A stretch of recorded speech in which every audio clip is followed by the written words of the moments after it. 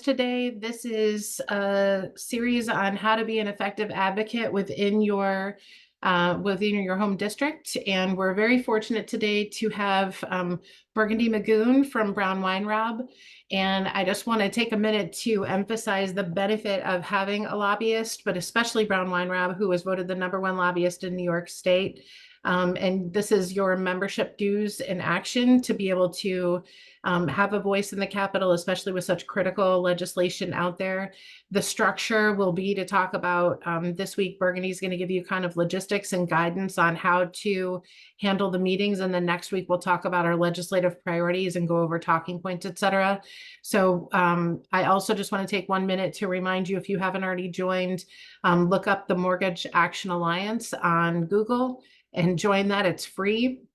And it gives you notifications from the national MBA of any critical legislation or anything that we can be doing to advocate that way as well. So without further ado, I will turn it over to Burgundy. Thank you, Burgundy, for taking the time to join us today. And we're looking forward to everything that you have to talk about.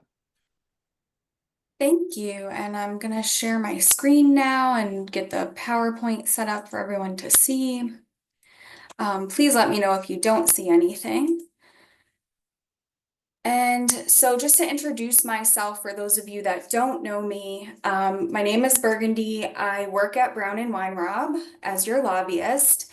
I've been at Brown & Weinraub for 2 years, and I work with a team of people. So although I am NIMBA's point of contact, especially day-to-day stuff, really any issues that arise, we employ a team approach to helping our clients. So that means meeting with legislators and breaking out in different teams based on who we know and who we have the best relationships with. So you'll see a lot of me, but behind the scenes, we typically have other lobbyists working on your issues as well to sort of do a tag team approach. At Brown & Weinraub, I primarily work on financial services, energy, and health clients. And prior to joining the firm, I think this is important just because it influences my presentation today and my perspective on how to advocate effectively. I worked at the New York State Assembly for about 7 years. I worked for the Ways and Means Committee, so I was a central staffer working on budget issues, primarily negotiating the budget with the different houses and really working with all members, including the speaker. And prior to joining the Assembly, I had worked in a nonprofit organization in their government relations department. So I've been doing this for a while, and I hope I can give you some valuable insight today, although I'm going to keep it pretty straightforward and hopefully not use your entire lunch talking at you. Please feel free to put any questions in the chat. Sherry, interrupt me if I don't see them, or we can save them for the end and I can answer anything then. So getting started, I kind of wanted to frame what this webinar is about in the broader vision for NIMBA's advocacy and what you're already doing and how this is a piece of the pie. So you guys are really effective already at monitoring legislation, providing internal education and training. Many of you have attended all the other webinars and different panels about policies that are out there at the federal level and also in New York State. We write memos in support or opposition of bills, and I help get those memos into the right hands. We have our annual advocacy day at the state capitol, and that's different than what we're talking about today. The annual advocacy day is really important, but it's a little bit more broad. As many of you know, you'll attend meetings in groups. We try to get you with your representative if they have availability that day, but you may not have met with your specific representative. And that's what we're talking about today, which is the local advocacy in district meetings. This is really part of a vision to continue growing our advocacy approach, our overall strategy. And so that's why we wanted to have a specific webinar on how to approach this. And I really want to talk about the importance of district meetings. You might have heard me at the conference in September talk about this, but I cannot stress it enough. Legislators that we want you all to meet with are elected to represent you, and that it does not matter whether you share the same party or you actually voted for them. They still have an interest in hearing your opinion, and I'm sure they want your vote. So your opinion matters more to them than anything I can say as a lobbyist, or even what we say in large groups at statewide advocacy day. What's special, and I hope I can help generate some ideas about how you can illustrate how any proposed policies are impacting where you live and your community and your life and your job. That's something that you all can illustrate that we, even as an association, can't necessarily put together easily in a talking point document. So for example, if you have manufactured homes close to where you live, you might really be able to speak to that bill. You might be able to speak to your child being a first-time home buyer and how something like a home buyer tax credit program would really help them. So this is what we're trying to get at with a district meeting. And then finally, in my experience working for the assembly and then being a lobbyist, I really can't stress enough how effective district meetings are.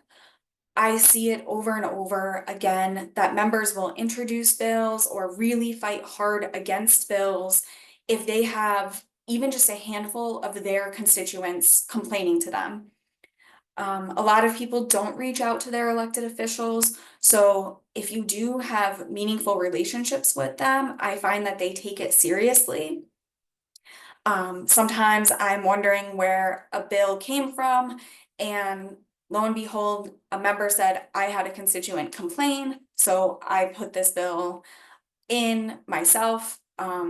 So meeting with your representative could be extremely effective in NIMBA's overall policy goals. And then what we're trying to get out of these meetings, or sort of why we are presenting this and asking NIMBA members to try to take this on. We want members and their staff to be more informed about your industry. So to put it into perspective, members and their staff are typically looking at hundreds of bills, and some will know more about the mortgage banking industry than others. You know, Pam Hunter is the chair of the Banks Committee. Your representative might not be on the Banks Committee, might not be on the Housing Committee, and might have no background knowledge on some of our issues. So this is a great opportunity to educate them and get them engaged.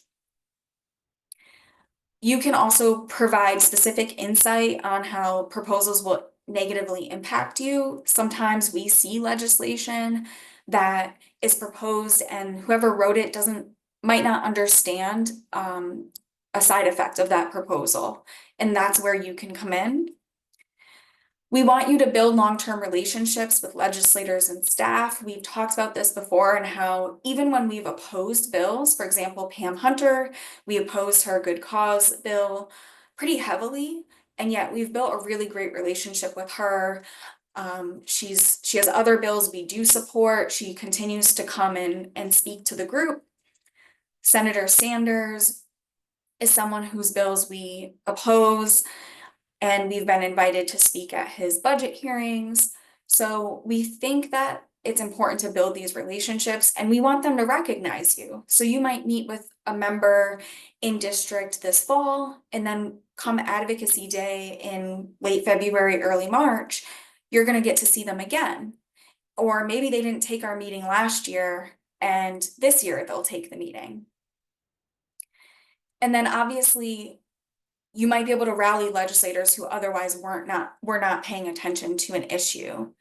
And I see some chat questions. I think Chip is responding, and we'll go over those at the end as well. So thank you for engaging. Looking at the next slide here, my computer's freezing. Okay. And broadly speaking, our end goal is to shape policies that impact the industry. And we're going to do this through all the ways I mentioned, staying engaged, educating the decision makers, and building those long-term relationships.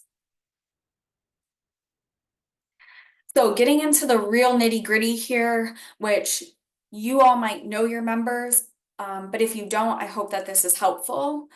So we're going to talk about your representatives, how to find them, and what to know about them. So we'll send this webinar out to everyone so you have the links, or you can write them down or try to save them right now. I'm going to use the Assembly example because I think the Assembly website is a little more user friendly. So we're going to look at how to find your legislator. And I want to note, you can go to the Board of Elections website, and it's actually going to bring you to these two websites. So I'm going to click on it and open it up.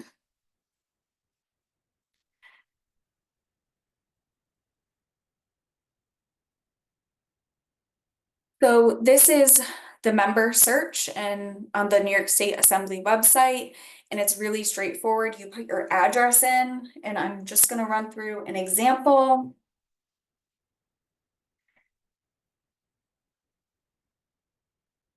This is not a person's address, so um,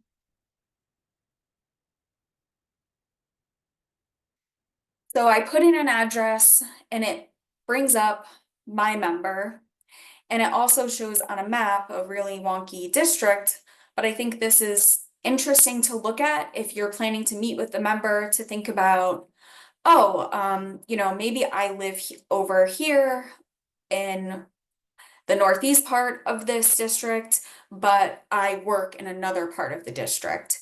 And I want to be clear that what we are really talking about today is where you live.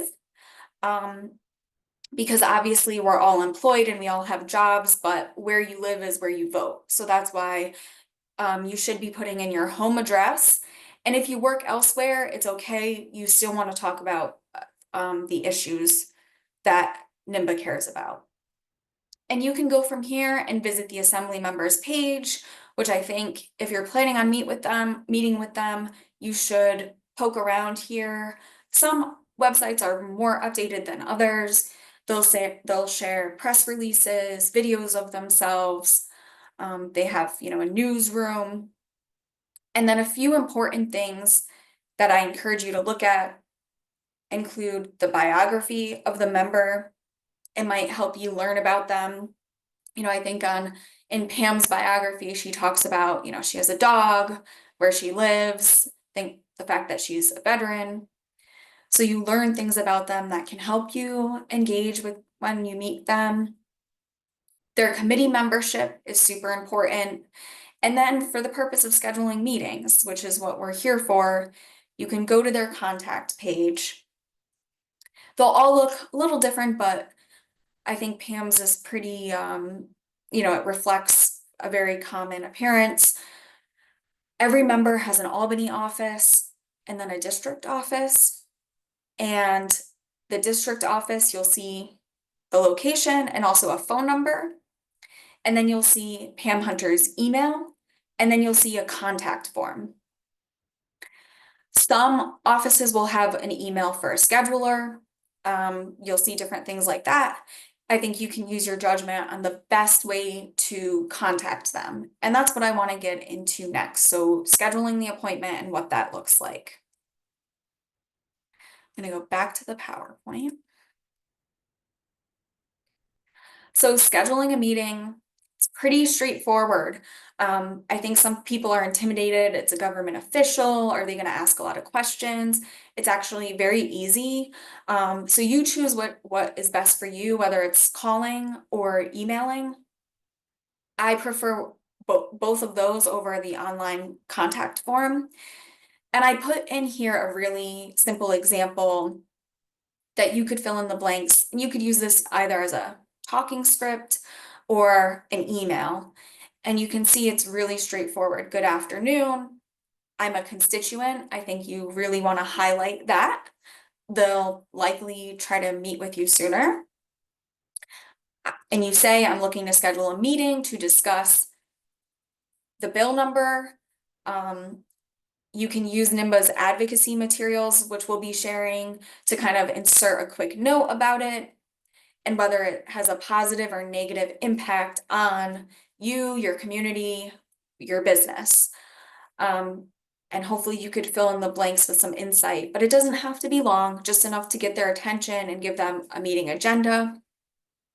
And then you can ask to meet in person or via Zoom. Some members are still sort of in the habit of only meeting via Zoom, but some of them will take meetings in their district office, and I think that's up to you and what your preference is as well.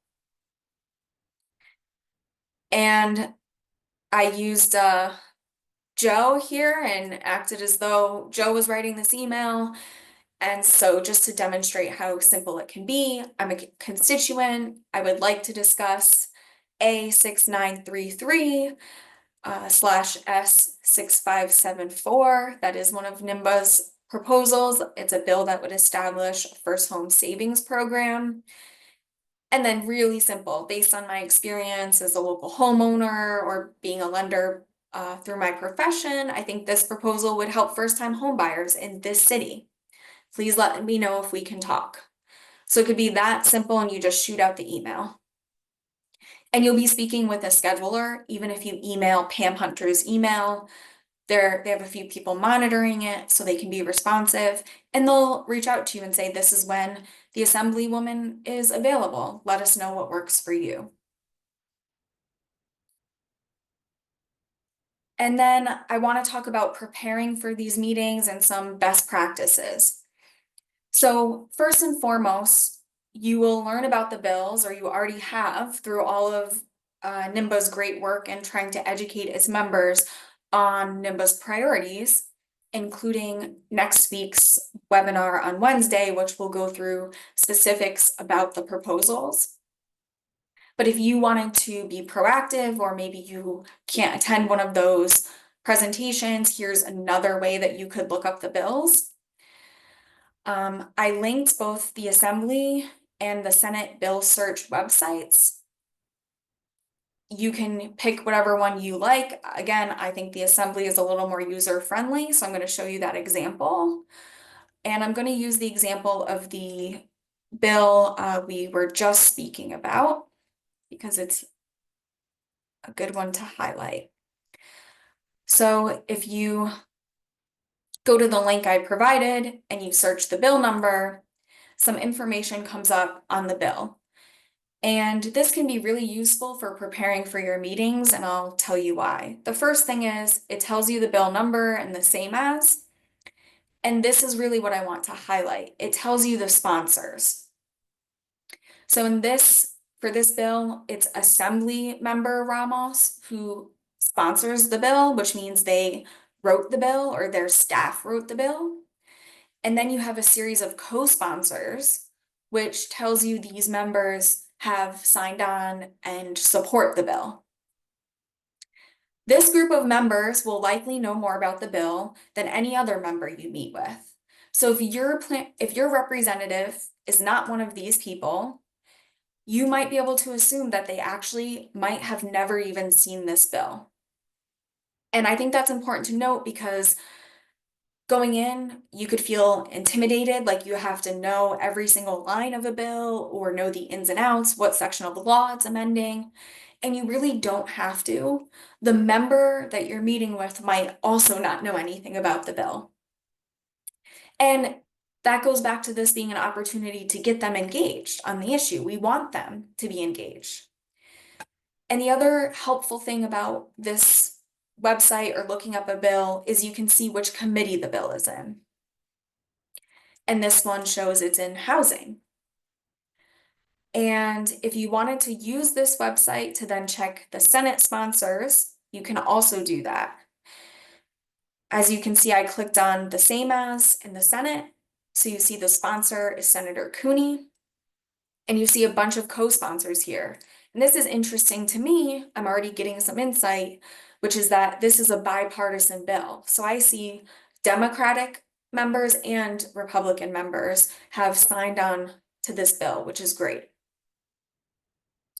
So this is some quick background information that you can do to get prepared for a meeting.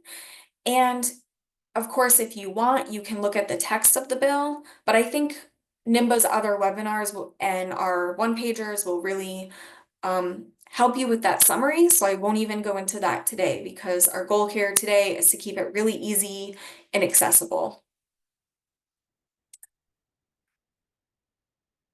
So going back to the PowerPoint, this slide might be familiar for those that attended Advocacy Day. Who are we meeting with and why them? Obviously, you're meeting with your district representatives, but it's important to know they might fulfill any of the other roles below. So for example, your representative might be Pam Hunter. She might also be sponsoring a bill that we support or oppose, and she's also the Banks Committee chair.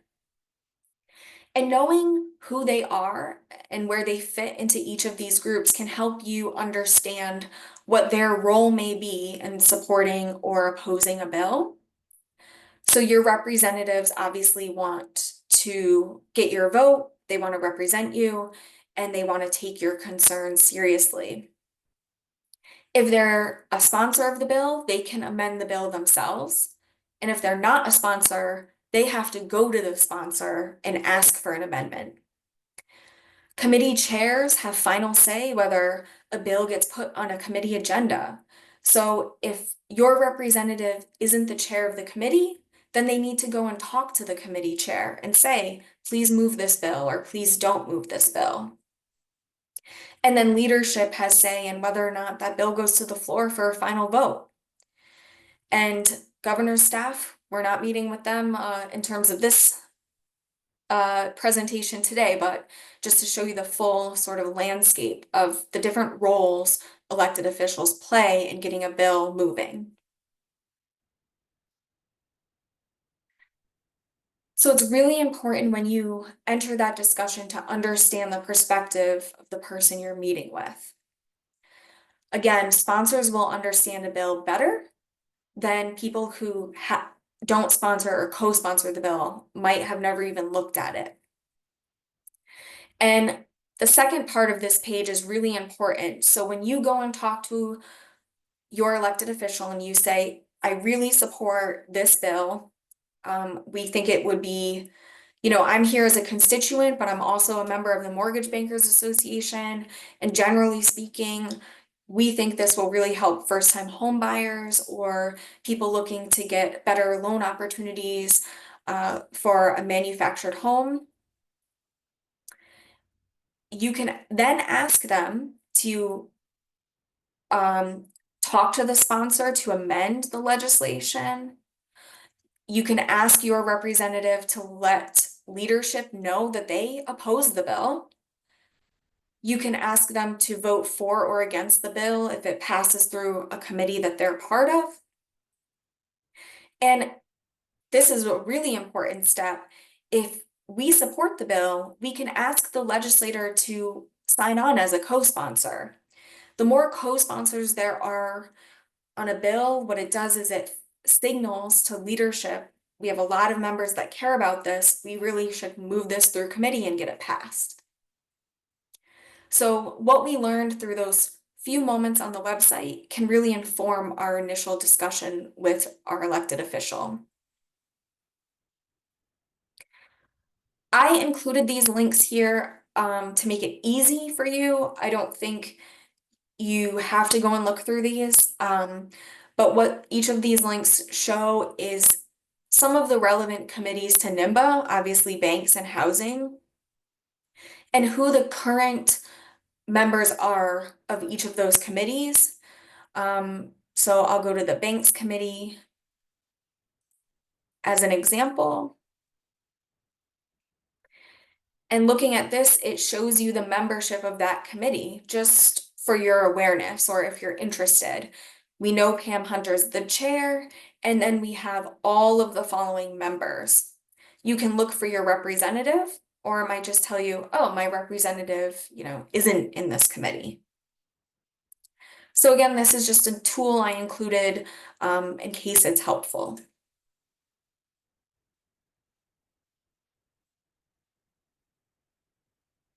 Now, some best practices for navigating the meeting. So this is the hard part.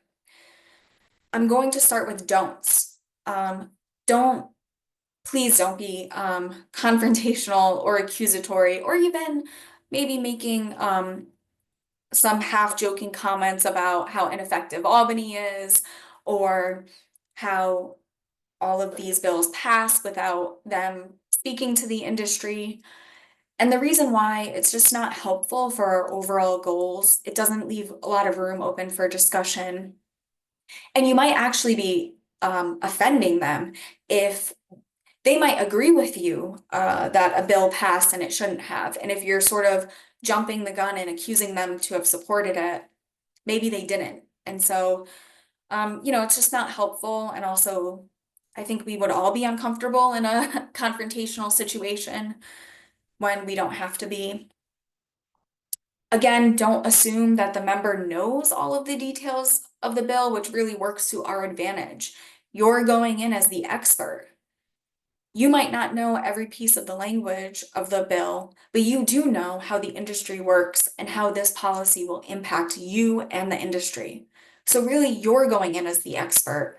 You're going to know more than the member in many of these situations.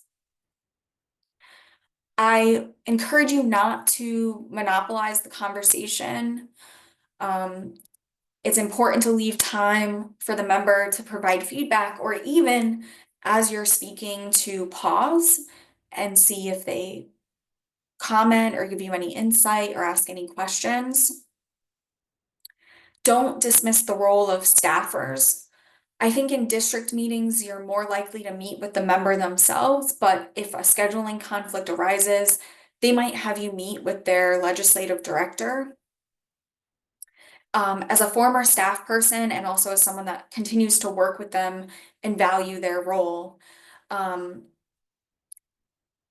members rely on their staffers at different levels. Some members are a little more engaged. Some members really rely heavily on their staffers to know the bills and the issues.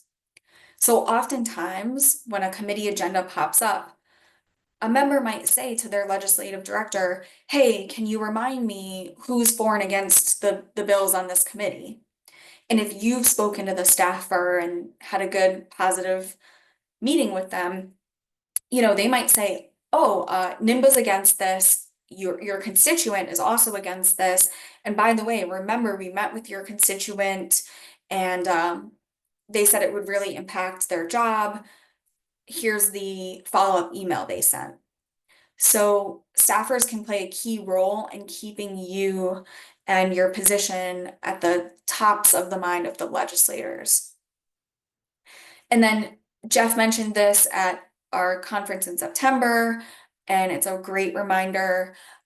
These one-on-one meetings, when you're advocating for a specific bill, aren't really an appropriate time to mention whether or not you've donated to a PAC. We like to keep these things separate. It's better for you and the member to just not mention the PAC at all. So I wanted to include that. And then I think the don'ts are easy. Everyone here is professional and smart. You all know what not to do, but I'm going to give some tips on what to do. Be mindful. I'm kind of hitting this over and over of the role of the person you're speaking to. Don't tell them to amend the bill if they're not the sponsor.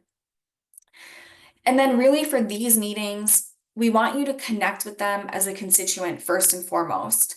So you're going to have a nimble leave behind, but really you're going in and saying, hey, I'm your constituent. I learned about these issues through this association I'm part of, but it's really important to me that I meet with you, my representative.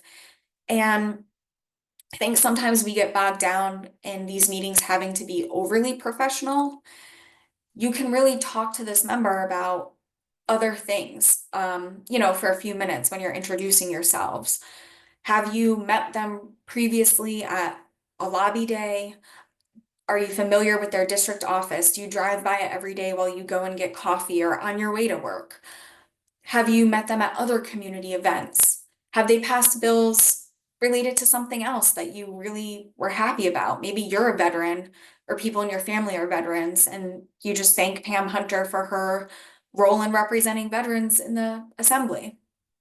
It's a great opportunity to just build an actual genuine connection. And then really what you all can do, definitely better than I could ever do, is provide examples of how these proposals impact you day to day. So it could be your work, it could be your community, or your livelihood, just as some examples.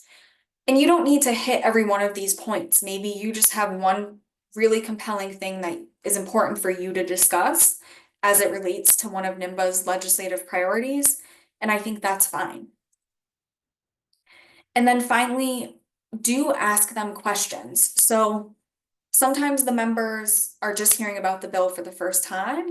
Sometimes we actually have people lobbying them on these bills, and it'd be helpful to know, are our partners in the industry, have they spoken to this elected official on this issue? If not, maybe we reach out to them and say, hey, can you know, engage this official as well? We maybe can hit them, multiple groups can hit them up on this issue. Or they could say, listen, someone came in and they're on the opposite side of this argument, and here's what they're saying to me. It's really helpful if we hear about the opposing viewpoint because it helps us prepare better for Advocacy Day. It helps us refine our memos and support our opposition and all of our other materials. So any intel you get would actually be super successful for one of these meetings. And then a few extra things, you know, be mindful of time, which I hope I'm also doing. You know, if it's a 30-minute meeting, you shouldn't keep them there for 45 minutes or an hour. Try to leave time for them to engage as well. If you can print our leave behinds, leave it and print, you know, print it and leave it behind with the member and their staff. Leave behind your contact information. And then we'll talk about a follow-up email as well. And then a really important thing, it's okay if you don't have the answer to something. So maybe I'm in a meeting and I realize, oh, this is kind of like a loan servicing question. Maybe I don't understand it better. I know Chip will know the answer to that. And I just say, hey, I'm gonna reach out to some of my colleagues. I'll get back to you. I don't want to misspeak. That's not really my specialty, but I'll get back to you on that. It's totally okay to say you're not quite sure, or you'd rather talk to someone who you think can answer them in a more thoughtful way. And they'll respect that you're not just BSing them, that you're being a straight shooter. And we, as a collective, will help you get back to them. So maybe it's reaching out to Chip or Sherry, maybe it's reaching out to me. You know, we'll work together to provide the follow-up information. While you're in the meeting, or maybe right after the meeting, some things to keep in mind. Any concerns that the member has with your position. So if we support the proposal and they're like, yeah, well, what about the cost of this? How are we gonna do that? It's a tough budget year. Just make note of that. It will help us, as I mentioned. If you do remember any questions they have, write them down. If they give you any advice, if they say, you know, you should really talk to, in addition to me, you should talk to this senator or the chair, you should, you know, just make note of that and we'll make sure to do that. If you thought any of our talking points kind of missed the mark, maybe you got a negative reaction from one of our talking points, we would love to hear that and maybe we can refine it. Or if they're nodding their head at you while you say something, make note of that too. And we'll try to use that in other meetings. And if you do happen to meet with staff, try to get their names as well, because we often follow up with staff and not just the member. After the meeting, some things to do. I included an example of a follow-up email. Again, you're all you know, smart professional people. I'm sure you send follow-up emails all the time, but I wanted to include an example to make it easy for you. Um, Senator or assembly member, thank you for the meeting. Here's what we met on. You could go over the talking points again briefly. You can say, oh, it was great getting to know more about some other maybe small talk you discussed. Use this email as an opportunity to answer questions or to say, hey, I'm working on getting that answer, I'll follow up. And then attach any handouts and just, say, I look forward to hopefully seeing you at our advocacy day or in other meetings. Can be really straightforward. If you forget to get an email or you forget where to find it on the website, reach out. I might know the staff member and can give you their email. I can help you find the member's email on the website again. But definitely do a follow-up email, especially if you can include the attachment because they could forward that attachment. It's better than just having a one piece of paper. After the follow-up, it'd be really helpful if you could share your experiences, either in one of our committee meetings or just send a quick email to Joe, and Joe will pass it along and share it. Just to let us know how you feel the meeting went. If you needed more support from us, what could be helpful going forward, and any intel you got from the members. All of that would be super helpful. And part of the reason why we think these district meetings are important right now. And I think I failed to mention this, but we are hoping that NIMBA members scheduled meetings with their representatives right now, so during the fall. One, it's an election cycle, which is a great time to meet with your representative, but also in January, when they go back to session, they're in Albany 3 days a week. They're dealing with budget issues and advocacy days. And we plan on having an advocacy day that time of year. So this is to sort of maintain the relationship with members throughout the year, and fall is really the best time to do that. And if we're proposing ideas or asking for amendments, the legislators and their staff can begin working on those amendments. If they ask us to help with amendments, we can begin working on them. So it's a really good time to build these relationships. Next steps. We hope that you join us for the webinar next week, where Chip and Jeff and Sherry will go into details on our specific proposals that you've heard about. We obviously hope you continue to join our educational webinars throughout the year. We go in detail on all of the bills that we're looking at, and I find them really helpful. Begin your research, as soon as you can, and reach out if you need help with that. Schedule your meeting, and please provide feedback if you need more support before you can do any of those things. So, any questions? That's I want to stop there and leave it open, and also please jump in if I forgot something. Hey, Burgundy. This is Yeah. actually not Joe Culver. This is Jim Bopp. He ended up having to forward his appointment to me, but can you talk a little bit about whether or not and where you can talk to them about their campaigns and or political action committee contributions? My experience has been that's a no-no. You don't say it in their office. You don't say it on state property. Am I correct in that assumption? Yeah, I think it's one of those things, it's better to be safe than really talking about donating at the same time as asking for something. I think that's sort of the key, is you don't want to ask for something and also offer something in the same moment. So you don't want quid pro quo. Exactly. You Hey, give by the me a way, I vote. You give me a donate to vote. I'll give you a check. right. The Nimbus PAC is separate in the sense that the PAC supports going to specific campaign fundraisers where it's known that this is a fundraiser and you're there to help that member fundraise. So I think it's better to keep those kinds of discussions at political fundraisers. Now, obviously, you can make small talk about generally it's election season and they're campaigning, but I wouldn't mention any of your particular donations.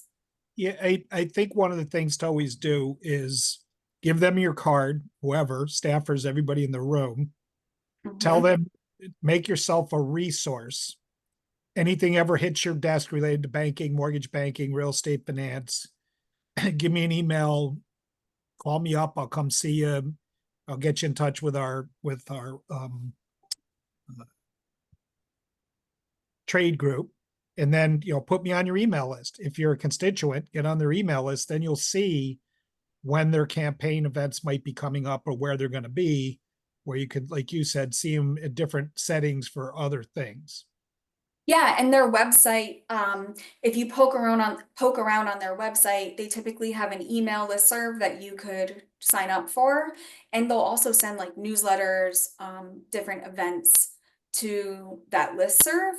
And definitely the ultimate goal here is if they decide to write a bill or weigh in on a bill that relates to your industry, they think of you and either reach out to you or reach out to the association generally. Um, and I should have mentioned this has started to happen with the governor's office.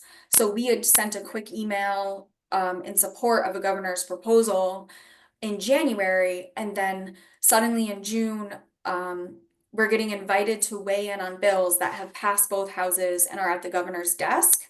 And it's an opportunity for us to say we support it or oppose it. And that's just because we reached out to them one or two times and they know of us and now they're thinking of us. And I think the same thing happened with Senator Sanders asking NIMBA to speak at the budget at the legislative hearing. That's because he just heard, he started to see us around, get emails from us, see us at Advocacy Day. And so this approach helps build that relationship with the members. Yeah, and I think that is a relationship thing. And the thing about meeting these members, senators or assemblymen in district, you also have more time and it's more intimate. When you're doing the advocacy day, you're getting a 20 minutes hit, maybe 30 if you're lucky, because there's 15 other groups coming through the legislative office building on any given advocacy day. So my view is you get much better quality time in district. Exactly. Yeah, they're definitely much more present. And it also just goes to the fact that they care more about their constituents than they do anyone else, which they should. Um, so I think that's a great point. And I did notice, Kim, you had asked, where do you find where or when district meetings occur? So, and just to clarify, so they would occur when you schedule them. So this would be a one-on-one meeting with your representative that you could schedule at a time that's convenient for you. And then you could find other district events on the members' website or their social media. And in Burgundy on that topic, you know, I see David shares on the call. He's on the PAC committee as well. I would also, I know we have people from Buffalo and Rochester on from those MBAs.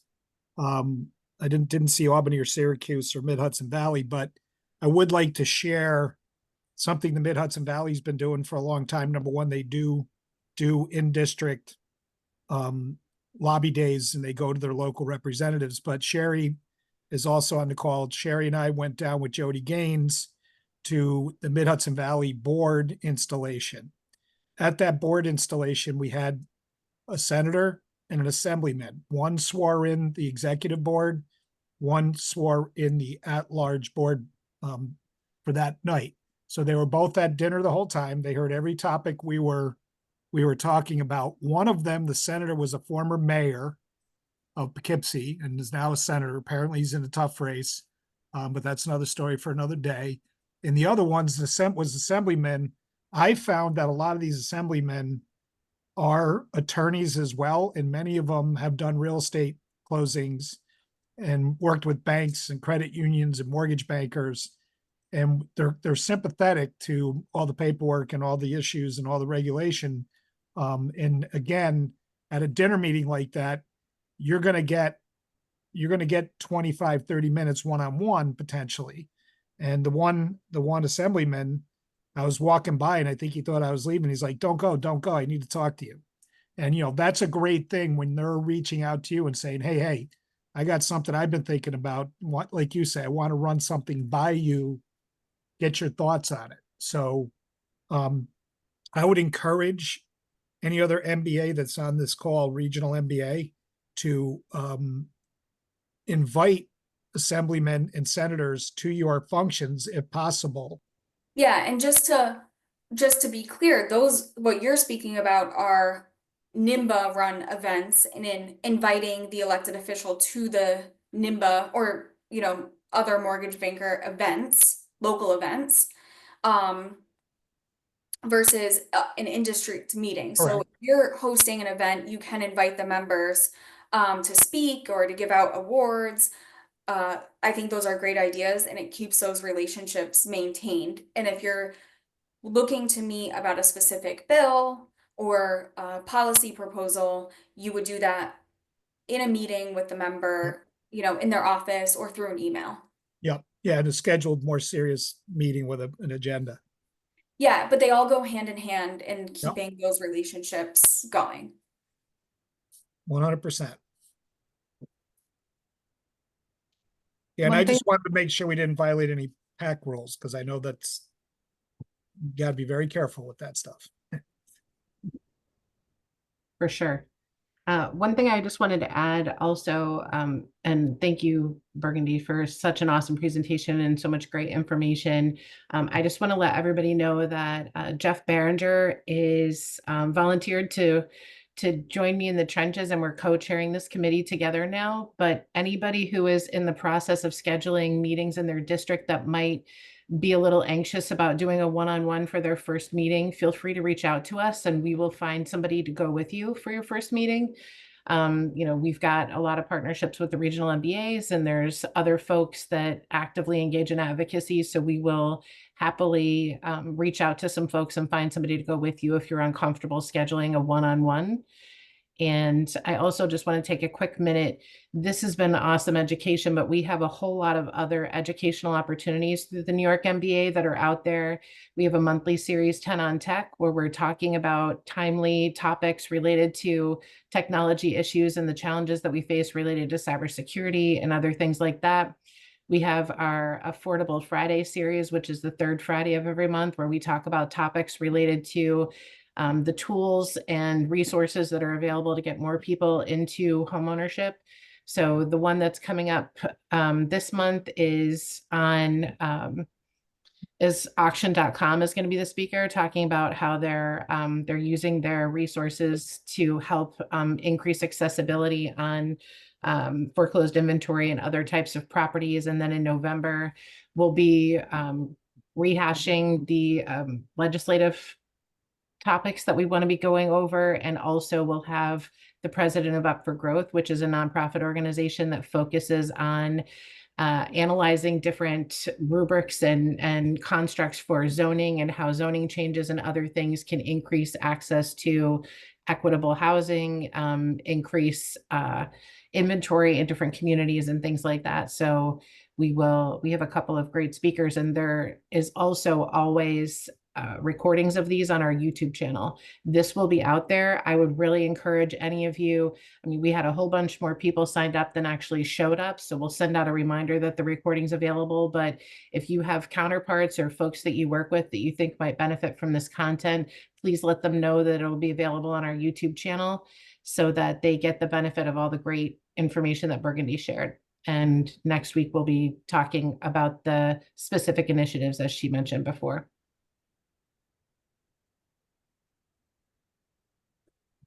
Yeah, and I think the one-page briefings if we have them on a topic, to bring them with you is a great thing. And I also think maybe, and I don't know if Joe's out there as well, if I'm just stealing his appointment, but um, I think that like the debriefing sheets we use at Advocacy Day might even be good things to bring or to have at the regional MBA level. So when you come back from a meeting, you know, as soon as you're done, it's good to fill out that briefing sheet.